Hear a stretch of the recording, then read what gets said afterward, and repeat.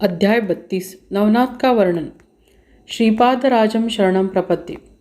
श्रीपाद श्रीवल्लभ प्रभु के दिव्य चरणों का स्पर्श करके मैंने अन्य शंकर भट्ट ने कहा, महाप्रभु नवनाथ इस नाम से प्रसिद्ध हुए सारे सिद्ध योगी श्री दत्त प्रभु के अंशावतार थे, ऐसा मैंने सुना है। उनके विषय में सविस्तर विवरण कृपा करें। श्री नवनाथ का नाम सुनते ही श्रीपाद प्रभु के दोनों नेत्रों से अमृत दृष्टि का प्रवाह बहिर्मुख होकर सृष्टि के ऊपर रह रहा है, ऐसा प्रतीत हुआ। उनकी दृष्टि से प्रेम चैतन्य प्रवाहित हो रहा था। वे अति आनंदित होकर बोले, श्रोता हो, मच्छिंद्र, गोरख, जालंधर, गहनी, अंगभंग, चौरंग, भर्तरी, चरपट और नागनाथ ये नवनाथ थे। उनके स्मरण मात्र से ही शुभ फल सिद्ध होता है। श्री दत्त की कृपा नवनाथ का स्मरण करने वाले पर अपार होती है। कलयुग के प्रारंभ के पूर्व ही भगवान श्री कृष्ण ने अपना महान भक्त उद्धव के साथ तथा समस्त यादव के साथ चर्चा करके जिन्हें प्रस्तुत नवनाथ इस नाम से जाना जाता है, उनका नवनारायण का स्मरण किया। ऋषभ चक्रवर्ती राजा के 100 पुत्र थे। उनमें से नारायण अंश से जन्म लिए 9 पुत्रों को नवनारायण कहते हैं। वे हैं कवि, हरि, अंतरिक्ष, प्रबुद्ध, पिप्पलायन, आवहेत्री, दुर्मिव, चरस, करभाजन। ये सभी अवधूत स्थिति में रहने वाले सिद्ध पुरुष थे। मेरी आज्ञा के अनुसार इन नवनारायण ने धर्म स्थापना करने के लिए नवनाथ इस नाम से पृथ्वी पर फिर से अवतार धारण किया। प्रथम पुत्र कवि ने मच्छिंद्रनाथ नाम से जन्म लिया। अंतरिक्ष ने जालंधर इस नाम से अवतार ग्रहण किया। इनके शिष्य के रूप में प्रवृद्ध ने कनिका इस नाम से जन्म लिया। पिप्पलायन ने चरपटना इस नाम से जन्म लिया। अवरहोत्र इन्होंने नागेश नाम से अवतार धारण करके प्रसिद्ध हुए। दुर्मिल यह भर्तरी नाम से प्रसिद्ध हुए।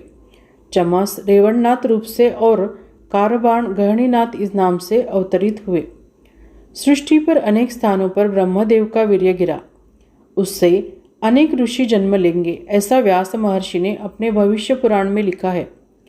उपरिचर नाम का एक वसु था। उसने एक बार उर्वशी अप्सरा को देखा।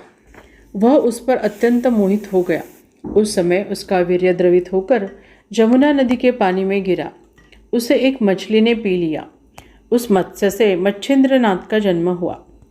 कामदेव मनमथ को भगवान शिव ने क्रोधित होकर अपनी ललाट अग्नि से जलाकर भस्म किया था। उस भस्म के सूक्ष्म रूप से मनमथ का आत्मा था। बृहदर्थ ने जिस समय यज्ञ किया था, उस समय यज्ञ कुंड से जालंधर नाथ का प्रादुर्भाव हुआ। रेवा यही प्रस्तुत नर्मदा नदी नहीं है। इस नदी के पानी में गिरे हुए ब्रह्मवीर्य से रेवण सिद्ध का जन्म हुआ। एक बार ब्रह्मवीर्य इस नाग के सिर पर गिरा। उसे भक्ष्य समझकर नागिन ने उसे खा लिया। वह नागिन गर्भवती हुई। उस समय जनमेजय राजा समस्त नाग सर्पों को नष्ट करने के लिए सर्पयाग कर रहा था। ब्राह्मणों के मंत्र उच्चारण से सैकड़ों नाग सर्प आकर्षित होकर यज्ञ कुंड में गिरने लगे। इस महाभयंकर सर्पयाग से बचने के लिए तक्षक ने अपनी बेटी को बड़ के झाड़ के एक बिल में छुपाकर रखा। उस गर्भपिंड से अविरहोत्र का जन्म होने वाला था। इस कारण तक्षक की कन्या उसे अंडे को बिल में रख के स्वस्थान चली गई। यथा समय उस अंड से वटसिद्ध नागनाथ का जन्म हुआ। मच्छिंद्रनाथ देश संचार करते समय एक स्थान उनका वास्तव्य था। उनके दर्शन के लिए अनेक लोग आते थे। एक बांझ स्त्री ने मच्छिंद्रनाथ को नमस्कार किया और अपनी व्यथा बताई। नाथ ने भस्म अभिमंत्रित करके दिया, किंतु उस अभागी स्त्री ने अविश्वास से उस भस्म को कचरा जमा करने के स्थान पर फेंक दिया। उस भस्म के अमोघ शक्ति संपन्नता से उसमें से गोरक्षनाथ का जन्म हुआ। पार्वती के विवाह समय पौरोहित्य करने वाले भी उसके अप्रतिम सुंदरता देखकर उस पर मोहित हो गए और उन्हें वीर्यस्राव हुआ। इस कृत्य से उन्हें बड़ी लज्जा आई और उन्होंने उस वीर्य अपनी जंघा से पोंछ डाला। उस समय उस वीर्य से 60,000 भाग हुए। उसमें से बालखिल्य इस नाम के 60,000 महर्षियों का जन्म हुआ। उसी का थोड़ा सा भाग रह गया था। उसे कचरा समझकर भगीरथी नदी में फेंका गया। वह कचरा पानी में अटक गया। उसमें पिप्पलायन के आत्मा ने प्रवेश किया और चरपटनाथ का जन्म हुआ। केविक मुनि ने अपने पर्णव को टीप के बाहर रखा था। उसी समय सूर्य का तेज उसमें प्रविष्ट हुआ। वह उस महर्षि को ज्ञात हुआ। उन्होंने वह पात्र वहीं पर संभाल कर रखा। भर्तरी इस शब्द का अक्षर अर्थ भिक्षा पात्र ऐसा होता है।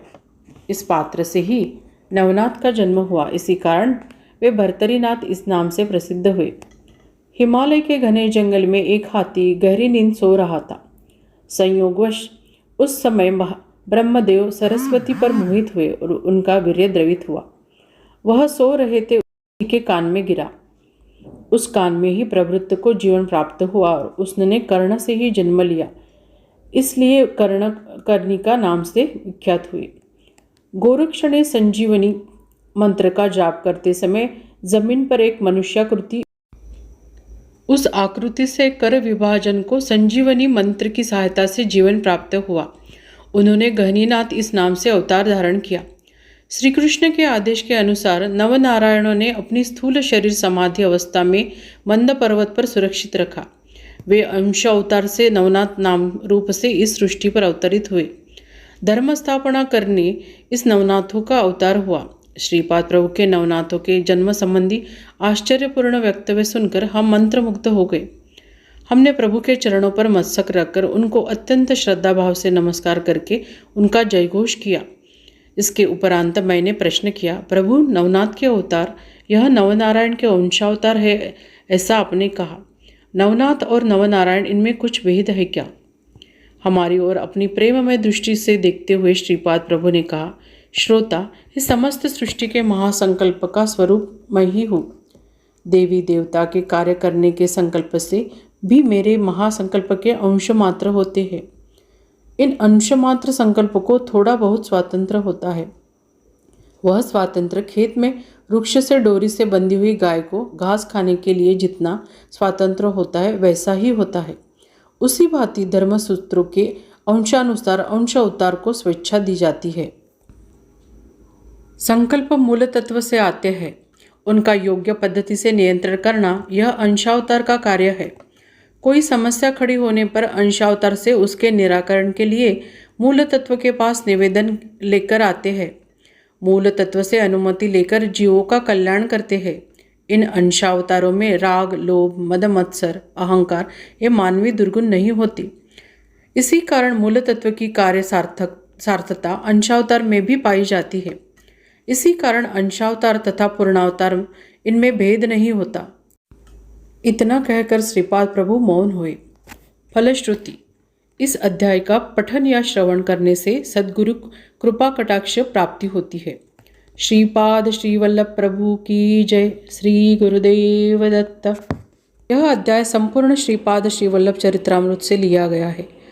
कलयुग में समय अभाव में ग्रंथ पठन के लिए अभी संक्षिप्त श्रीपाद श्री वल्लभ चरित्रामृत उपलब्ध है। आप उसका पठन या श्रवण करके प्रभु के आशीर्वचन प्राप्त कर सकते हैं।